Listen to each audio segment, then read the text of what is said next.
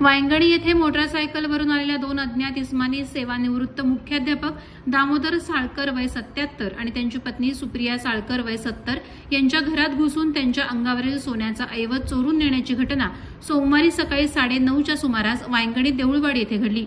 याबाबत घटनास्थळी आचरा पोलीस दाखल झाले होते। दामोदर साळकर यांनी दिलेल्या माहितीनुसार आपण सकाळी तुलसी वृंदावनास अगरबत्ती लावून घरात येत असताना आलेल्या दोन अज्ञात इसमांनी सुपारी मागण्याचा बहाणा करत घरात घुसले। त्यांनी दामोदर साळकर यांचे रुमालाने तोंड बांधण्याचा प्रयत्न केला। यामुळे चोरटे असल्याचा संशय आल्याने साळकर यांनी ओरड मारण्याचा प्रयत्न केला। यावेळी चोरट्यांनी साळकर यांच्या गळ्यातील 3 चैनी मागून ओढून पळ काढला। त्यामुळे त्यांच्या चेहऱ्यावर आणि गळ्याला जखम झाली। तर दुसऱ्या चोरट्याने सौ सुप्रिया दामोदर साळकर यांच्या गळ्यातील मंगळसूत्र ओढून पळ काढला। मंगळसूत्र आणि 3 चैनी मिळून साळकर यांचे सुमारे 5 तोळ्याचे ऐवज चोरट्यांनी लंपास करत पोबारा केला असल्याचे साळकर यांनी सांगितलं।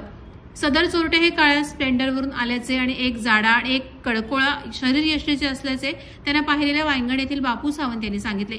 चोरीची माहिती मिळताच आचरा पोलीस स्टेशनचे प्रभारी सहाय्यक पोलीस निरीक्षक सागर खंडागळे, पोलीस कर्मचारी मीनाक्षी देसाई, सुदेश तांबे, महिला पोलीस तांबे, मनोज पुजारे यांच्यासह सरपंच रुपेश पाटकर, सदा राणे, चंदू सावंत, सचिन रेडकर यांच्यासह अन्य ग्रामस्थांनी धाव घेतली होती। प्रहार डिजिटलसाठी अर्जुन बापर्डेकर, आचरा।